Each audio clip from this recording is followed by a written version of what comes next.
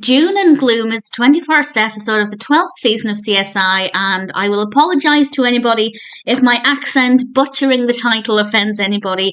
It's obviously meant to be a play on Doom and Gloom, and when pronounced the way it's supposed to be, I guess, with an American accent, it would be Dune and Gloom, but with my accent, that's not quite the case, and it actually irritates me, so I apologise if it irritates anybody else.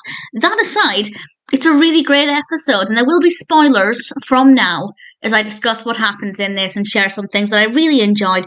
I wasn't sure for about maybe 10-15 minutes if I was going to find it very interesting, partly because it didn't sound like it would appeal to me, and also because nothing was really happening, of course. We do need a bit of time to set things up. But after about 20 minutes, I became really absorbed in this. I found it to be really fascinating. It's a very, very well-written, well-developed narrative that I think is completely unpredictable. And as I said, there will be spoilers as I talk about some specific things that happen.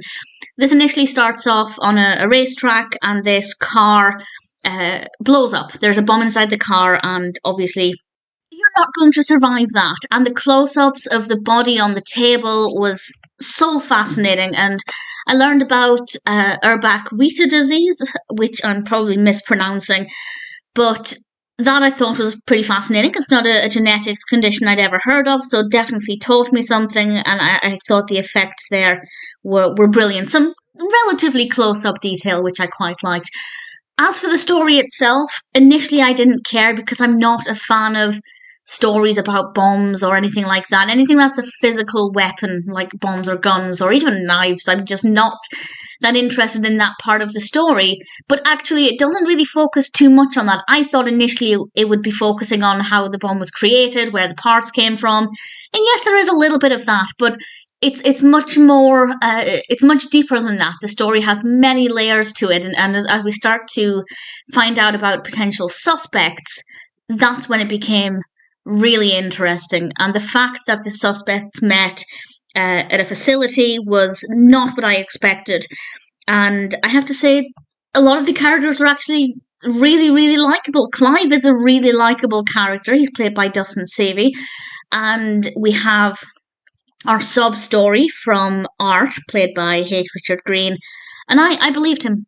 I fully bought his story, absolutely bought every word that he was saying.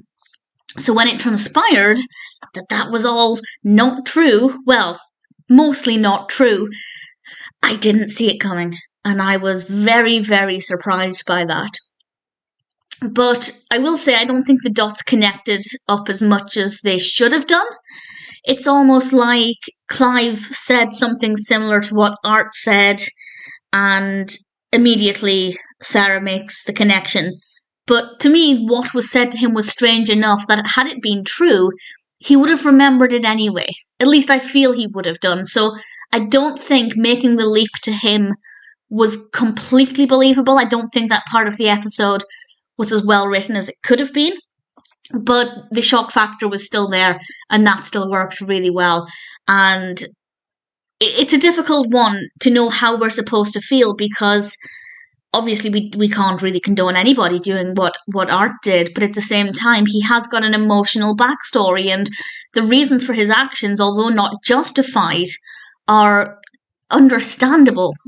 Definitely not excusable, but I can understand how he went from this point to that point, and it tugs at the heartstrings a little bit, and that's human nature. I think this is so realistic, and something that's really raw with CSI is that, not for the first time, and I only started watching in season 12, so I can't comment on other seasons, but with this one we have had numerous cases where the culprit has obviously done something horrific and we can't feel sorry for them, but also there's an emotional reason behind it. There's an emotional push that's telling them to do this. And again, it's never justified, but it does show that not everybody is just all bad or all good, that they can have bad things happen to them, and that makes them do bad things. They might not be a bad person.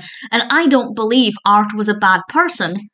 I believe so many different negative emotions led him to do what he did. Again, I will keep saying this, not justified, don't condone it, but as a piece of character writing, I think it's brilliant.